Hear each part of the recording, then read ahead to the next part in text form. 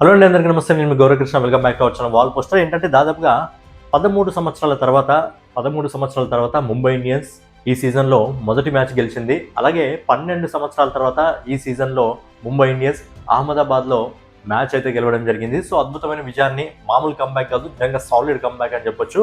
మరి ఈ సాలిడ్ కంబ్యాక్కి, ఈ సాలిడ్ విన్కి కారణం ఎవరు అనే విషయం గురించి మాట్లాడుకుందాం. అంతకంటే ముందు season number 19 match number 30 Gujarat Titans versus Mumbai Indians. Venue వచ్చేసి అహ్మదాబాద్ స్టేడియం. అండ్ టాస్ గెలిచింది ఎవరంటే గుజరాత్ టైటన్స్. బ్యాటింగ్ ఆహ్వానించింది ముంబై ఇండియన్స్ నుంచి.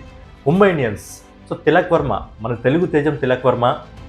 మీకు గుర్తుంటుంటే సై సినిమాలో ఒక సిచ్యువేషన్లో ఒక మోటివేషన్ స్పీచ్ ఉంటుంది. రాజీవ్ కనకాల టీం అందరికీ ఒక మోటివేషన్ స్పీచ్ ఇచ్చాడు. ఆ తర్వాత రబ్బీ గేమ్లో అదరు కొట్టేయడం జరుగుతుంది సై సినిమాలో. అదేవిధంగా నిన్న మ్యాచ్లో కూడా మనకు ఒక 70% మ్యాచ్ వరకు ఒకలాగా ఉంది. 70% తర్వాత హార్దిక్ పాండ్యా బ్రేక్ టైంలో తిలక్ వర్మకి ఏం చెప్పాడో తెలియదు, కానీ నువ్వు తెలుగోడివి, తెలుగు దెబ్బ ఏ విధంగా ఉంటుందో ప్రపంచానికి చూయించు అని ఆ విధంగా ఏ విధంగా మోటివేషన్ ఇచ్చాడో తెలియదు, కానీ ఆ 70% మ్యాచ్ ఒక విధంగా ఉంది. తర్వాత 30% ఆ డెత్ ఓవర్లలో మ్యాచ్ ఒక విధంగా ఉంది. తిలక్ వర్మ ఫస్ట్ 22 బాల్స్లో 19 పరుగులు, 86 స్ట్రైక్ రేట్తో 19 పరుగులు మాత్రమే చేయడం జరిగింది. ఆ బ్రేక్ వచ్చింది. అప్పుడు హార్దిక్ పాండ్యా తను సరిగ్గా ఆడట్లేదు, బట్ మోటివేషన్ ఇచ్చాడు. ఒక క్యాప్టెన్గా ఎలాంటి బాధ్యత ఉండాలో అలాంటి బాధ్యతని ఆపోజిట్ ప్లేయర్ మీద చూపించడం జరిగింది. సో ఏంటంటే తర్వాత ఇరగొట్టి పడేశాడు తిలక్ వర్మ. తర్వాత 23 బాల్స్లో 82 పరుగులు చేయడం జరిగింది 357 స్ట్రైక్ రేట్తో. ఓవరాల్గా 45 బాల్స్లో 8 4లు 7 6లతో 101 పరుగులు చేయడం జరిగింది. అండ్ చాలా ఫాస్ట్గా ముంబై ఇండియన్స్లో సెంచరీ చేసుకోవడం జరిగింది 45 బాల్స్లో. ఇంతకుముందు 45 బాల్స్లో జయసూర్య సెంచరీ చేయడం జరిగింది. అండ్ ఇప్పుడు దాన్ని సమం చేయడం జరిగింది తిలక్ వర్మ.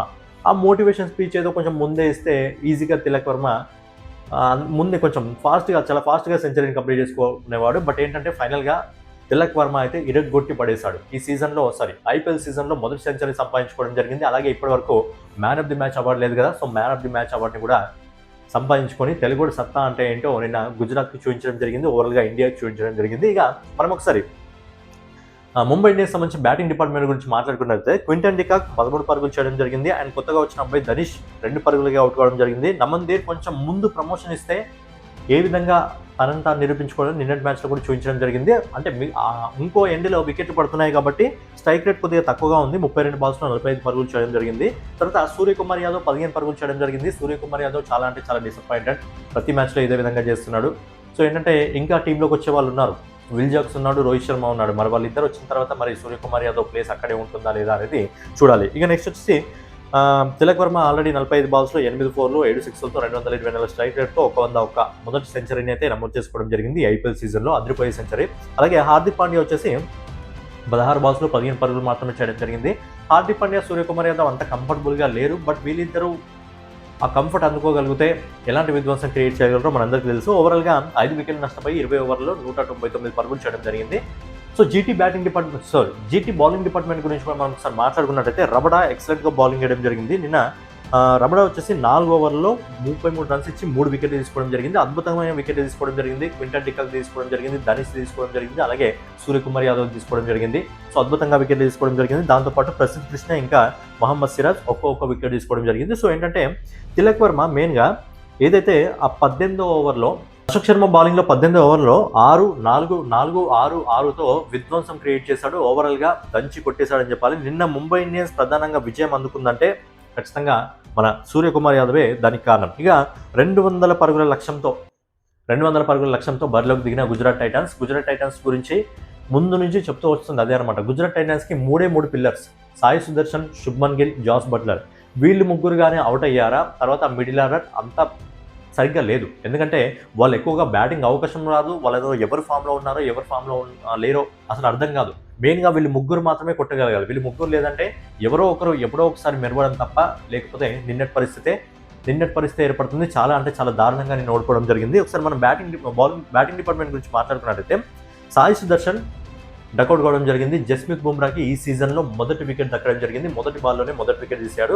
సాయి సుదర్శన్ చాలా అంటే చాలా క్లాసిక్ ప్లేయర్. ఆడితే ఏ విధంగా ఆడతారో మనకు తెలుసు. నెక్స్ట్ వచ్చేసి జస్ బట్లర్ 5 పరుగులకు అవుట్ కావడం జరిగింది. వాషింగ్టన్ సుందర్ 26 పరుగులకు అవుట్ కావడం జరిగింది. శుభ్మన్ గిల్ 14 పరుగులకు అవుట్ కావడం జరిగింది. గ్లెన్ ఫిలిప్స్ 6 పరుగులు, రాహుల్ తెవాడియా 8 పరుగులు, షారుఖ్ ఖాన్ 17 పరుగులు, రషీద్ ఖాన్ 4 పరుగులు, రబడా 12 పరుగులు, ఇక అశోక్ శర్మ 1 పరుగులు. ఓవరాల్గా 15.5 ఓవర్లలో ఆల్అవుట్ 10 వికెట్లు నష్టపోయి 100 పరుగులు మాత్రమే చేయగలిగింది. 99 పరుగుల భారీ తేడాతో ముంబై ఇండియన్స్ నిన్న ఘన విజయాన్ని అందుకోవడం జరిగింది. అలాగే ముంబై ఇండియన్స్ బౌలింగ్ డిపార్ట్మెంట్ కూడా నేను ఎక్సలెంట్గా వర్క్ చేసింది. బ్యాటింగ్ డిపార్ట్మెంట్లో తిలక్ వర్మ ఎరగొడితే బౌలింగ్ డిపార్ట్మెంట్లో అశ్విని కుమార్ అదరగొట్టేశాడు. అశ్విని కుమార్ మెయిన్గా 4 వికెట్లు తీసుకోవడం జరిగింది. ఎవరెవరిదంటే గిల్ది తీసుకోవడం జరిగింది, తివాటియా తీసుకోవడం జరిగింది, రషీద్ ఖాన్ తీసుకోవడం జరిగింది, అలాగే షారుఖ్ తీసుకోవడం జరిగింది. అద్భుతంగా 4 వికెట్లు తీసుకోవడం జరిగింది. లాస్ట్ టైం 2025లో కూడా ఏదో ఒక టీం మీద ఎగ్జాక్ట్లీ గుర్తులేదు, ఒక టీం మీద మొదటి మ్యాచ్లో 4 వికెట్లు తీసుకోవడం జరిగింది. ఏ టీమో మీకు గుర్తుంటే మీరు కింద కామెంట్ చేయండి. 2025లో కూడా అశ్విని కుమార్ మొదటి మ్యాచ్లోనే 4 వికెట్లు తీసుకోవడం జరిగింది.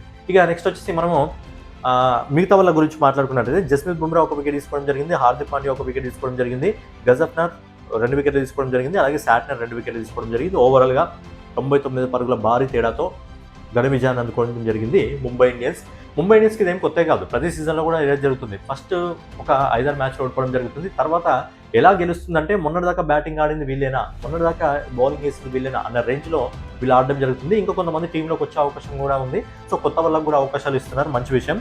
ఓవరాల్గా ఏంటంటే నిన్న గుజరాత్ టైటన్స్ ఒక మ్యాచ్ ఓడిపోయి 6 మ్యాచ్ల్లో 3 మ్యాచ్లు గెలిచి ఇప్పుడు 6 పాయింట్లతో టేబుల్లో 6వ స్థానంలో ఉంది. ముంబై ఇండియన్స్ ఏంటంటే 6 మ్యాచ్ల్లో 2 మ్యాచ్లు గెలిచి 7వ స్థానంలో 4 పాయింట్లతో ఉంది. ఏంటంటే ఇది కమ్బ్యాక్ అనుకోవాలా మరి ఏంటో తెలియదు, కానీ అంటే వింటేజ్ ముంబై ఇండియన్స్ ఏ విధంగా ఉన్నారో ఆ విధంగా పర్ఫార్మెన్స్ చేయడం జరిగింది. ముంబై ఇండియన్స్ కలవాటు ఏంటంటే తర్వాత ఏదైతే మ్యాచ్ గెలుస్తుందో అక్కడ నుంచి కంటిన్యూగా గెలుచుకుంటూ వస్తుంది. మరి ముంబై ఇండియన్స్ మళ్ళీ అలాంటి సీజన్నే మళ్ళీ ఈసారి మొదలు పెడుతుందా అనేది మీ ఒపీనియన్ కామెంట్ రూపంలో తెలియజేయండి. అలాగే నేను తిలక్ వర్మ బ్యాటింగ్ ఏ విధంగా అనిపించింది మీ ఒపీనియన్ ఖచ్చితంగా కామెంట్ చేయండి. మెయిన్గా ఏంటంటే ఈ సీజన్లో ఇప్పటివరకు 3 సెంచరీలు నమోదు కావడం జరిగింది. ఒకటి సంజు బ్యాట్ నుంచి రావడం జరిగింది, ఇంకోటి క్వింటన్ డికాక్ బ్యాట్ నుంచి రావడం జరిగింది, ఒకటి తిలక్ వర్మ బ్యాట్ నుంచి రావడం జరిగింది. సిఎస్కే టీం నుంచి ఒకటి, ముంబై ఇండియన్స్ నుంచి 2 రావడం జరిగింది. అయితే వీళ్ళ 3 సెంచరీల్లో మీకు ఎవరి సెంచరీ అనేది చాలా సాలిడ్గా అనిపించింది? సంజు బ్యాట్ నుంచి వచ్చిందా, క్వింటన్ డికాక్ బ్యాట్ నుంచి వచ్చిందా, తిలక్ వర్మ బ్యాట్ నుంచి వచ్చిందా? వీళ్ళ 3లో ఎవరి సెంచరీ బాగా అనిపించింది మీకు అనేది మీ ఒపీనియన్ ఖచ్చితంగా కామెంట్ రూపంలో తెలియజేయండి. సో ఫైనల్గా ఏదన్నమాట వీడియో మీకు నచ్చినట్లయితే ఖచ్చితంగా లైక్ చేసి కామెంట్ చేసి సబ్స్క్రైబ్ చేసుకొని మన వాల్ పోస్టర్ ఛానల్ ఫాలో అవుతుండండి. నెక్స్ట్ వీడియోలో మళ్ళీ కలుసుకుందాం.